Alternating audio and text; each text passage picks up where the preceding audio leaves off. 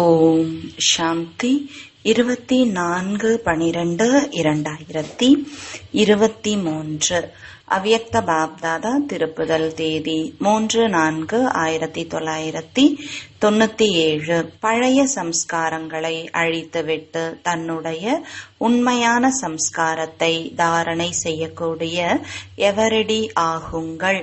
இன்று பாப்தாதா தன்னுடைய நாலாபுறங்களிலும் உள்ள உலகத்தினுடைய தந்தையின் அன்பில் மூழ்கியிருக்கும் அதிர்ஷ்டசாலி குழந்தைகளை பார்த்து கொண்டு இருக்கிறார்கள்.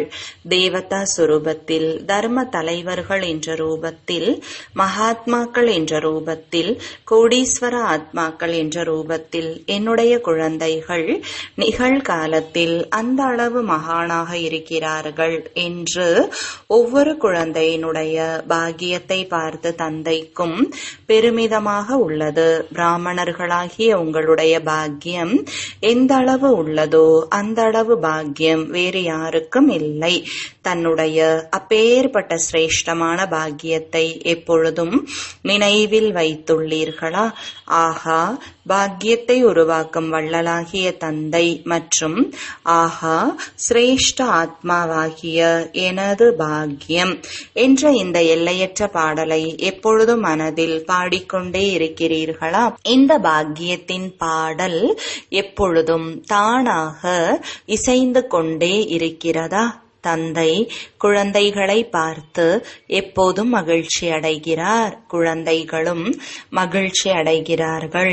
ஆனால் சில நேரங்களில் இடையிடையில் தன்னுடைய பாக்கியத்தை வெளிக்கொணர்வதற்கு பதிலாக அமிழ்த்து விடுகிறார்கள். குழந்தைகளிடத்தில் அவர்களது சௌபாகியத்தின் போதை, நம்பிக்கை மெர்ஜாகி விடுகிறது என்பதை எப்பொழுது பாபா பார்க்கிறாரோ அப்பொழுது என்ன கூறுவார்? நாடகம். ஆனால் பாப்தாதா அனைத்து குழந்தைகளையும் எப்பொழுதும் பாக்கியத்தின் நினைவு சொரூபத்தில் பார்ப்பதற்கு விரும்புகிறார். நீங்கள் அனைவரும் கூட இதையே விரும்புகிறீர்கள். ஆனால் என்பது இடையில் வந்து விடுகிறது. யாரிடம் கேட்டாலும் நான் தந்தைக்கு சமமாக ஆகியே தீர வேண்டும் என்பதை லட்சியமாக வைத்து நடந்து கொண்டு இருக்கிறேன் என்று அனைத்து குழந்தைகளும் கூறுவார்கள். லட்சியம் மிக நன்றாக உள்ளது. எப்பொழுது லட்சியம் சிரேஷ்டமாக உள்ளதோ, மிக நல்லதாக உள்ளதோ, பிறகு சில நேரம் வெளிப்படையான ரூபமாகவும் சில நேரம் உள்ளடங்கிய ரூபமாகவும் ஆவது ஏன்? காரணம் என்ன? பாப் தாதாவிடம் அவ்வளவு நல்ல நல்ல வாக்குறுதிகளை அளிக்கிறார்கள், உரையாடுகிறார்கள். பிறகு லட்சியம் மற்றும் லட்சணத்தில் வித்தியாசம் ஏன்? பாப் தாதா ரிசல்ட்டில் காரணம் என்ன என்பதை பார்த்தார்கள். அதை நீங்கள் அனைவரும் அறிவீர்கள். புதிய விஷயம் அல்ல. பிறகும் பாப் தாதா ரிவைஸ் செய்கிறார். பாப் தாதா 3 விஷயங்களை பார்த்தார்கள். முதலாவது சிந்தனை, சங்கல்பம் செய்வது. இரண்டாவது பேச்சு, வர்ணனை செய்வது. மூன்றாவது கர்மம், நடைமுறை அனுபவத்தில் செயல்பாட்டில் கொண்டு வருவது, கர்மத்தில் கொண்டு வருவது. இந்த 3இன் சமநிலை குறைவாக உள்ளது. எப்பொழுது சமநிலை இருக்குமோ அப்பொழுது நம்பிக்கை மற்றும் போதை வெளிப்படுகிறது. மேலும் எப்பொழுது சமநிலை குறைகிறதோ அப்பொழுது நம்பிக்கை மற்றும் போதை குறைந்து விடுகிறது. முடிவில் பார்க்கப்பட்ட பொழுது சிந்திக்கும் வேகம் நன்றாக இருக்கிறது, விரைவாக இருக்கிறது. பேச்சில் வேகம் மற்றும் போதை இது 75% சரியாக உள்ளது. பேச்சில் பெரும்பான்மையானவர்கள் புத்திசாலியாக இருக்கிறார்கள். ஆனால் நடைமுறையில் செயல்பாட்டில் கொண்டு வருவதில் மொத்த மதிப்பெண்கள் குறைவாக உள்ளது. 2 விஷயங்கள் சரியாக உள்ளது. ஆனால் 3வது விஷயத்தில் மிகவும் குறைவாக உள்ளது. காரணம், எப்பொழுது சங்கல்பம் நன்றாக உள்ளது, பேச்சு மிகவும் அழகாக உள்ளது. பிறகு நடைமுறையில் குறை இருப்பது ஏன்? காரணம் என்ன அறிவீர்களா? ஆம் அல்லது இல்லை என்று சொல்லுங்கள். மிகவும் நன்றாக அறிந்து இருக்கிறீர்கள். ஒருவேளை யாருக்கேனும் இந்த தலைப்பில் சொற்பொழிவு ஆற்றுங்கள் அல்லது வகுப்பு எடுங்கள் என்று கூறினால் எவ்வளவு நன்றாக வகுப்பெடுப்பீர்கள். மேலும் மிகுந்த நம்பிக்கை, போதை, பெருமிதத்தோடு சொற்பொழிவும் ஆற்றுவீர்கள், வகுப்பும் எடுப்பீர்கள், எடுக்கின்றீர்கள். வகுப்புகளில் என்னென்ன சொல்கின்றீர்கள் என்று பாப்தாதா அனைவருடைய வகுப்புகளையும் கேட்கின்றார்கள். ஆஹா ஆஹா குழந்தைகளே, ஆஹா என்று புன்னகை செய்கிறார்கள். மூல விஷயம் என்னவென்றால் இது திருப்புதல் பாடம் நடந்து கொண்டு இருக்கிறது என்று பாப்தாதா ஏற்கனவே கூறியிருக்கிறார்கள். காரணம் ஒன்றுதான், அதிகம் கிடையாது, ஒரே ஒரு காரணம்தான் என்று தந்தை கூறுகிறார். மேலும் காரணத்தை நிவாரணம் செய்வது கடினமும் அல்ல, மிகவும் சுலபமானது என்று பாப்தாதா புரிந்து இருக்கிறார். ஆனால் சுலபமானதை கடினமாக ஆக்கிவிடுகிறார்கள். கடினமானது அல்ல, ஆக்கிவிடுகிறார்கள். ஏன்? போதை மெர்ஜாகி விடுகிறது. ஒரே ஒரு காரணம்தான். சக்திகளை பற்றியோ குணங்களை பற்றியோ தாரணைக்கான விஷயங்கள் என்னவெல்லாம் கேட்கின்றீர்களோ சொல்கின்றீர்களோ மிகவும் நல்ல நல்ல தாரணைக்கான விஷயங்களை சொல்கிறீர்கள். அவ்வளவு நன்றாக சொல்கிறீர்கள். அதை கேட்பவர்கள் அது அஞ்ஞானியோ ஞானியோ அதை கேட்டு மிகவும் நன்றாக உள்ளது, மிகவும் நன்றாக உள்ளது என்று கூறி நன்றாக கைத்தட்டுகிறார்கள். மிகவும் நன்றாக உள்ளது என்று சொன்னார்கள். ஆனால் எத்தனை முறை ஆனால் என்று வந்துவிட்டது. இந்த ஆனால்தான் தடையை ஏற்படுத்துகிறது. ஆனால் என்ற வார்த்தையை முடித்துவிட வேண்டும். அதாவது தந்தைக்கு சமமாக அருகாமையில் வர வேண்டும். மற்றும் தந்தைக்கு அருகாமையில் வருவது என்றால் சமயத்தை நெருக்கத்தில் கொண்டு வருவது. ஆனால் இப்பொழுது வரை ஆனால் என்ற வார்த்தையை சொல்ல வேண்டியதாக உள்ளது. தந்தைக்கு பிடிக்கவில்லை, ஆனால் சொல்ல வேண்டியதாக உள்ளது. காரணம் என்ன? என்னவெல்லாம் சொல்கின்றீர்களோ தாரணையும் செய்கின்றீர்கள். தாரணை என்ற ரூபத்தில் கடைபிடிக்கிறீர்கள். மேலும் சிலவற்றின் தாரணை சில சமயமும் சிலவற்றின் தாரணை அதிகமான சமயமும் எடுக்கிறது.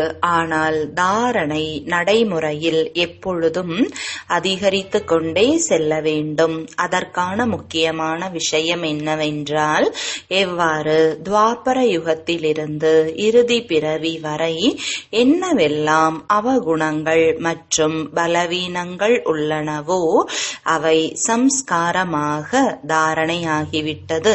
மற்றும் சம்ஸ்காரமான காரணத்தால் கடினமாக உழைக்க வேண்டியது இல்லை, விட விரும்புகிறார்கள், பிடிக்கவும் இல்லை. பிறகும் கூட என்ன செய்வது? என்னுடைய சம்ஸ்காரம் அவ்வாறு உள்ளது, நீங்கள் தவறாக எடுத்துக்கொள்ள வேண்டாம், எனது சம்ஸ்காரம் அவ்வாறு உள்ளது என்று கூறுகின்றனர். சம்ஸ்காரம் உருவானது எப்படி? உருவாக்கியதால் தானே அது உருவானது. துவாபர யுகத்திலிருந்து இந்த தலைகீழான சம்ஸ்காரம் உருவாகிவிட்டது. அதன் மூலம் கட்டாயப்படுத்தப்பட்டு நீங்கள் சில சமயம் அதற்கு வசமாகியும் விடுகிறீர்கள். பிறகும் என்ன செய்வது? என்னுடைய சம்ஸ்காரம் அது என்று கூறுகிறீர்கள். எனவே சம்ஸ்காரமானது சகஜமாக விரும்பாமலேயே நடைமுறையில் வந்துவிடுகிறது அல்லவா? யாருக்காவது கோபம் வருகிறது. கொஞ்ச நேரத்திற்கு பிறகு இது என்னுடைய சம்ஸ்காரம், நீங்கள் தவறாக எடுத்துக்கொள்ள வேண்டாம் என்று சொல்கிறார்கள். கோபத்தை சுபாவமாக ஆக்கியிருக்கிறார்கள், அவகுணத்தை சுபாவமாக ஆக்கியிருக்கிறார்கள். ஆனால் குணங்களை ஏன் சுபாவமாக ஆக்கவில்லை? எவ்வாறு கோபம் என்பது அஞ்ஞானத்தின் சக்தியோ அதுபோல அமைதி என்பது ஞானத்தின் சக்தி. சக்தி, பொறுமை என்பதும் சக்தி. அஞ்ஞானத்தின் சக்தியான கோபத்தை மிக நல்ல முறையில் சம்ஸ்காரமாக ஆக்கி இருக்கிறீர்கள், பயன்படுத்தி கொண்டும் இருக்கிறீர்கள். பிறகு மன்னிப்பும் கேட்டுக்கொண்டே இருக்கிறீர்கள். மன்னித்து விடுங்கள், இதற்கு பிறகு இவ்வாறு நடக்காது என்று கூறுகிறீர்கள். ஆனால் அதற்கு பின்னர் அதிகமாகி விடுகிறது. காரணம் ஏனென்றால் சுபாவமாக ஆக்கிவிட்டீர்கள். ஆகையால் பாப்தாதா ஒரு விஷயத்தை குழந்தைகளுக்கு அடிக்கடி சொல்கிறார்கள். இப்பொழுது ஒவ்வொரு குணத்தை, ஒவ்வொரு ஞானத்தின் விஷயத்தை சம்ஸ்காரமாக ஆக்குங்கள். பிராமண ஆத்மாக்களுடைய உண்மையான சம்ஸ்காரம் எது? கோபமா அல்லது பொறுமையா? எது? பொறுமையின் சக்தி, அமைதியின் சக்தி. இவைதான் உண்மையான சம்ஸ்காரம் அல்லவா?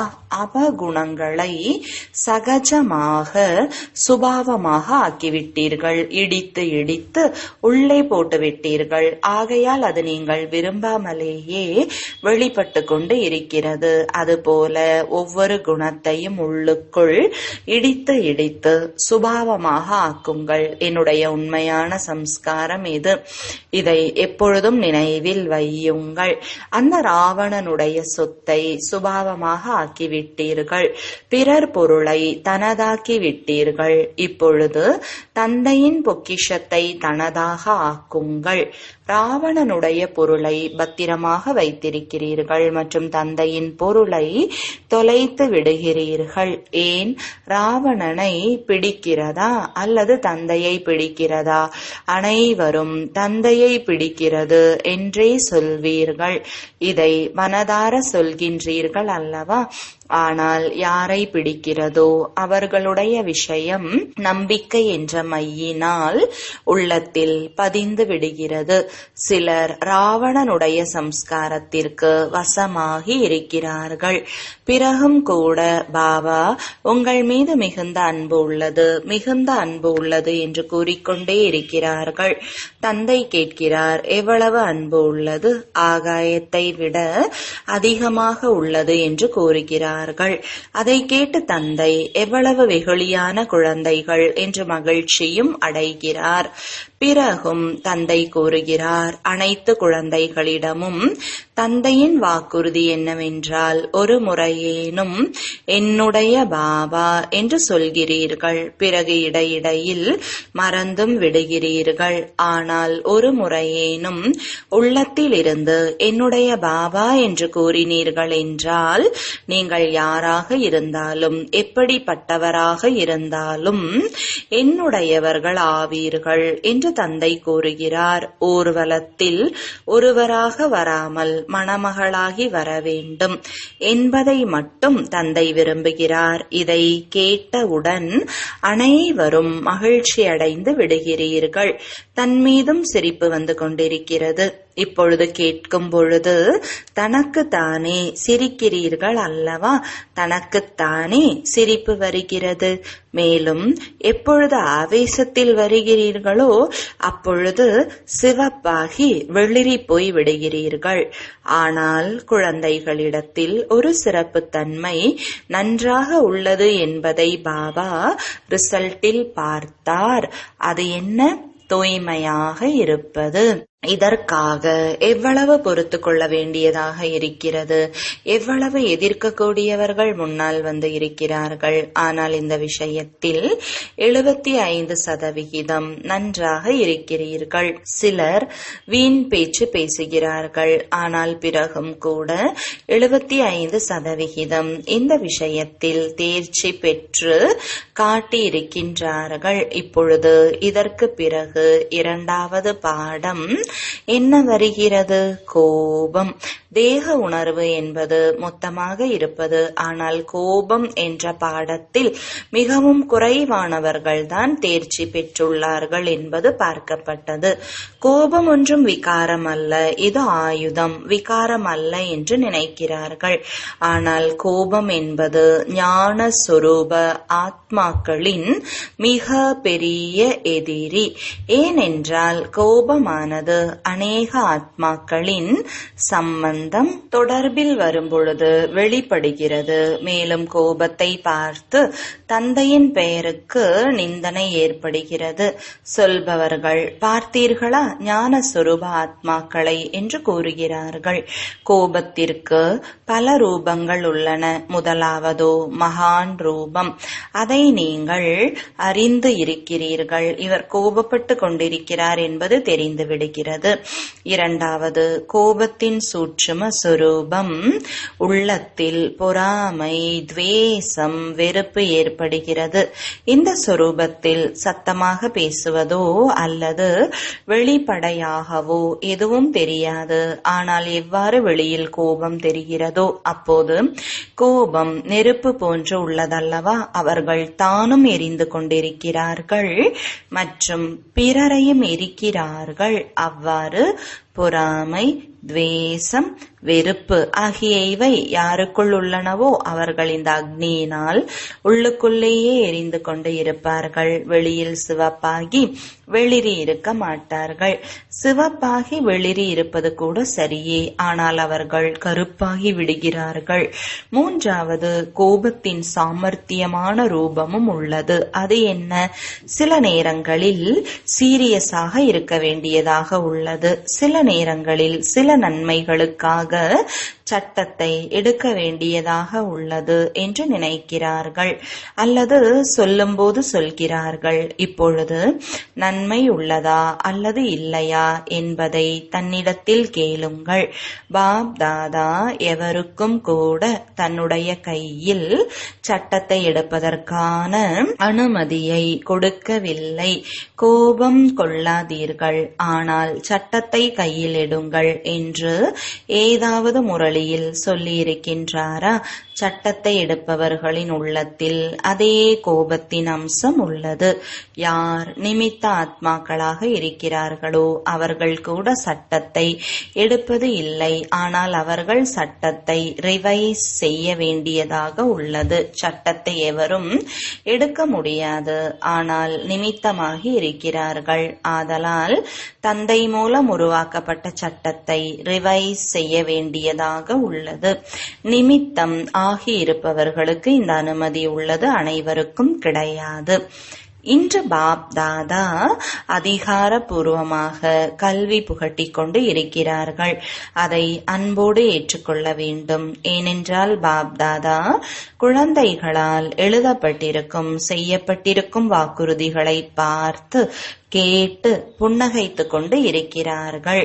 ஒவ்வொரு குணத்தையும் உண்மையான சுபாவமாக ஆக்குங்கள் என்று இப்பொழுது பாப்தாதா கூறியதை அடிக்கோடு இட்டீர்களா? அமைதி சொரூபத்தில் இருப்பது, பொறுமையாக ஆகுவது, இது என்னுடைய சுபாவம் என்று இப்போதிலிருந்து சொல்ல வேண்டும். பிறகு பாப்தாதா எப்பொழுது சந்திப்பதற்காக வருவார்களோ அப்பொழுது இந்த 5-6 மாதங்களில் இதை தன்னுடைய உண்மையான சம்ஸ்காரமாக ஆக்கிக் கொண்டு பாப்தாதாவிற்கு முன்னால் காண்பிக்க வேண்டும். கோபத்தின் புகார் அதிகமாக வருகிறது. சிறியதாக பெரியதாக வெவ்வேறு ரூபத்தில் கோபப்படுகிறார்கள். இப்பொழுது பாப்தாதா அதிகமாக வெளிப்படுத்தவில்லை, ஆனால் கதைகளோ மிகவும் கேளிக்கையான கதைகள் உள்ளன. ஆகையால் இன்றிலிருந்து கோபத்தை என்ன செய்ய போகிறீர்கள்? விடை கொடுப்பீர்களா? பாருங்கள், கை தட்டுவது மிகவும் சுலபம், ஆனால் கோபத்தின் கை தட்டக்கூடாது. பாப்தாதா இப்பொழுது இதை அடிக்கடி கேட்க விரும்பவில்லை, ஆனாலும் கருணை வருவதால் கேட்கின்றார்கள். பாபா வாக்குறுதி கொடுத்து விட்டேன், ஆனால் பிறகு மீண்டும் வந்துவிட்டது, என்ன செய்வது? விரும்பவில்லை, ஆனால் வந்து விடுகிறது என்று இப்போதிலிருந்து சொல்லக்கூடாது. நீங்களே மாயைக்கு புரிய வைத்து விடுங்கள், கோபத்திற்கு புரிய வைத்து விடுங்கள் என்று குழந்தைகள் கூறுகிறார்கள். இந்த முயற்சியை தந்தை செய்ய வேண்டும் மற்றும் பிராப்தியை குழந்தைகள் பெறுவீர்களா? இந்த உழைப்பும் தந்தை செய்ய வேண்டுமா? ஆகையால் இப்படிப்பட்ட வாக்குறுதி அளிக்க வேண்டாம். பிறகு 5 மாதங்களுக்கு பிறகு பார்க்கப்படும். நீங்கள் சொன்னாலும் சொல்லாவிட்டாலும் தந்தையிடம் வந்தடைந்து விடுகிறது. என்ன செய்வது ஆகிவிடுகிறது. சூழ்நிலைகள் அப்படி வருகின்றன. விஷயம் மிக பெரியதாகி விட்டது அல்லவா? இப்படிப்பட்ட முடிவு இருக்கக்கூடாது. தந்தைக்கே புரிய வைப்பதற்கு முயற்சி செய்கிறார்கள். மிக புத்திசாலிகள். பாபா, சின்ன பெரிய விஷயங்களை நாங்கள் கடந்து விடுகிறோம், இந்த விஷயம் பெரியதாக இருந்தது அல்லவா என்று கூறுகிறார்கள். இப்பொழுது யார் மீது குற்றம் சுமத்தப்படுகிறது? விஷயத்தின் மீது. மேலும் விஷயம் என்ன செய்கிறது? வந்தது சென்றுவிட்டது. 5000 ஆண்டுகளுக்கு பிறகு மீண்டும் விஷயம் வரும். 5000 ஆண்டுகளுக்கு பிறகு எந்த விஷயம் வருமோ அதன் மீது குற்றம் சுமத்தி விடுகிறீர்கள். இவ்வாறு செய்யக்கூடாது. என்ன செய்வேன்? இதை கனவிலும் கூட கொண்டு வரக்கூடாது. பாப்தாதா கோபத்திற்காக ஏன் விசேஷமாக கூறிக்கொண்டு இருக்கிறார்கள்? ஏனென்றால் ஒருவேளை நீங்கள் கோபத்திற்கு விடை கொடுத்து விட்டீர்கள் என்றால் இதில் பேராசை, இச்சை ஆகிய அனைத்தும் அடங்கியுள்ளன. பேராசை என்பது பணம் மற்றும் உணவை பற்றியது மட்டும் அல்ல, விதவிதமானது. ஞானத்தினுடைய அஞ்ஞானத்தினுடைய எந்த ஒரு இச்சை இருந்தாலும் அது கூட பேராசை. எனவே கோபத்தை அழிப்பதால் பேராசை தானாகவே அழிந்துவிடும். அகங்காரமும் தானாகவே அழிந்துவிடும். நான் பெரியவர், நான் புத்திசாலி, இவர் தன்னை என்னவென்று நினைத்து கொண்டிருக்கிறார் என்பதை நான் அறிவேன்.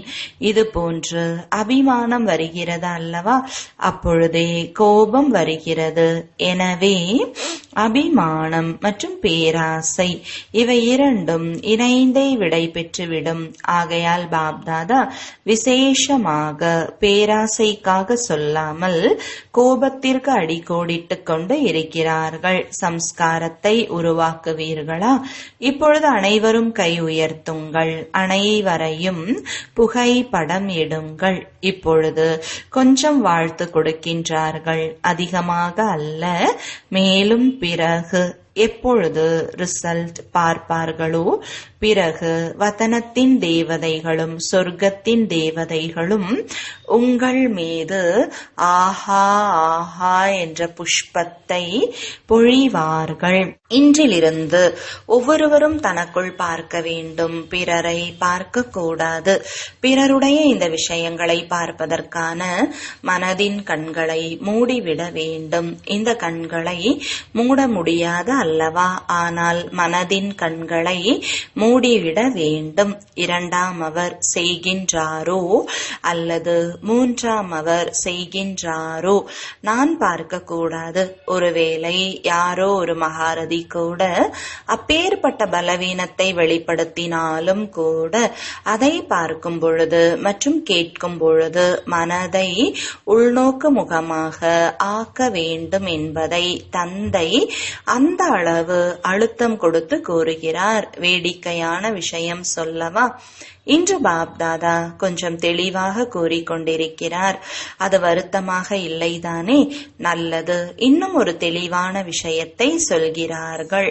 பெரும்பான்மையினர் சில நேரங்களில், எப்பொழுதும் அல்ல, அவ்வப்பொழுது மகாரதிகளின் சிறப்புத்தன்மைகளை குறைவாக பார்க்கிறார்கள் மற்றும் பலவீனத்தை மிக ஆழமாக பார்க்கிறார்கள் மற்றும் பின்பற்றுகிறார்கள் என்பதை பாப்தாதா பார்த்தார்கள். என்ன, அனைவரையும் பார்த்துவிட்டேன். மகாரதியும் செய்கிறார்கள், நாமோ பின்னால் தான் இருக்கிறோம். மகாரதி எப்பொழுது மாறுவார்களோ அப்பொழுது நானும் மாறிவிடுவேன் என்று ஓரிருவரிடம் வர்ணனையும் செய்கிறார்கள். ஆனால் மகாரதிகளின் தவம், மகாரதிகளின் நீண்டகால முயற்சி அவர்களுக்கு கூடுதலான மதிப்பெண்கள் கொடுத்தாவது மதிப்புடன் தேர்ச்சி பெற்றவராக ஆக்கிவிடுகிறது. மகாரதி மாறினால் நான் மாறுவேன் என்று நீங்கள் இவ்வாறு காத்துக்கொண்டு இருந்தீர்கள் என்றால் ஏமாற்றம் அடைவீர்கள். ஆகையால் மனதை உள்நோக்கு முகமாக ஆக்குங்கள். புரிந்ததா? பார்த்துவிட்டேன் என்று கூறுவதையும் பாப்தாதா அதிகமாக கேட்கின்றார்கள். எங்களுக்கும் கண்கள் உள்ளன அல்லவா, எங்களுக்கும் காதுகள் உள்ளன அல்லவா, நாங்களும் அதிகமாக கேட்கிறோம். ஆனால் மகாரதிகளுடன் இந்த விஷயத்தில் போட்டி போடக்கூடாது. நல்லதை பார்த்து போட்டி போடுங்கள், தீயதை பார்த்து போட்டி போடாதீர்கள். இல்லை என்றால் ஏமாற்றம் அடைந்து விடுவீர்கள். தந்தைக்கு கருணை வருகிறது. ஏனென்றால் மகாரதிகளுடைய அஸ்திவாரமான நம்பிக்கையானது உறுதியானது, நிலையானதாக உள்ளது. அதனுடைய ஆசீர்வாதங்கள் அதிகப்படியாக மகாரதிகளுக்கு கிடைக்கிறது. ஆகையால் ஒரு பொழுதும் மனதின் கண்ணை இந்த விஷயத்திற்காக திறக்கக்கூடாது. மூடி வைத்துக் கொள்ளுங்கள். கேட்பதற்கு பதிலாக மனதை உள்நோக்கு முகமாக வைத்துக் கொள்ளுங்கள். புரிந்ததா? நாலாபுறங்களிலும் உள்ள பாப் தாதாவினுடைய அனைத்து அன்பில் ஒன்றிப்போன ஆத்மாக்களுக்கு, தந்தையின் அனைத்து சேவாதாரி ஆத்மாக்களுக்கு, சகஜமான முயற்சியை தனதாக ஆக்கக்கூடிய அனைத்து சிரேஷ்ட ஆத்மாக்களுக்கு, எப்பொழுதும் தந்தைக்கு சமமாக ஆகுவதற்கான லட்சிய மற்றும் லட்சணத்தை சமமாக ஆக்கக்கூடிய தந்தைக்கு நெருங்கிய ஆத்மாக்களுக்கு பாப் தாதாவின் மிக மிக அன்பு நினைவுகள் மற்றும் வணக்கங்கள். ஆன்மீக தந்தைக்கு ஆன்மீக குழந்தைகளின் அன்பு நினைவுகளும் வணக்கங்களும். வரதானம்: அனைவருக்கும் அழிவற்ற ஞானத்தை கொடுத்து அகால மரணத்தின் பயத்திலிருந்து விடுவிக்கக்கூடிய சக்திசாலி சேவாதாரி ஆகுக. விளக்கம்: உலகத்தில் தற்காலத்தில் அகால மரணத்தின் பயம்தான் இருக்கிறது. பயத்துடன் சாப்பிட்டு கொண்டும் இருக்கிறார்கள், நடந்து கொண்டும் இருக்கிறார்கள், தூங்கவும் செய்கிறார்கள். அப்படிப்பட்ட ஆத்மாக்களுக்கு மகிழ்ச்சியான விஷயத்தை கூறி பயத்திலிருந்து விடுவியுங்கள். நாங்கள் உங்களை 21 பிறவிகளுக்கு அகால மரணத்திலிருந்து காப்பாற்ற முடியும் என்ற நல்ல செய்தியை சொல்லுங்கள். ஒவ்வொரு ஆத்மாவிற்கும் அழிவற்ற ஞானம் கொடுத்து அமரராக்குங்கள். இதனால் அவர்கள் பல ஜென்மங்களுக்கு அகால மரணத்திலிருந்து தப்பித்துவிட முடியும். அவ்வாறு தன்னுடைய அமைதி மற்றும் சுகத்தின் அதிர்வலைகள் மூலம் உலகத்தினருக்கு மகிழ்ச்சி மற்றும் அமைதியின் அனுபவத்தை செய்விக்கக்கூடிய சக்திசாலியான சேவாதாரி ஆகுங்கள். ஸ்லோகன்: நினைவு மற்றும் சேவையில் சமநிலை கொண்டிருக்கும் போதே அனைவருடைய ஆசீர்வாதங்கள் கிடைக்கின்றன. ஓம் சாந்தி.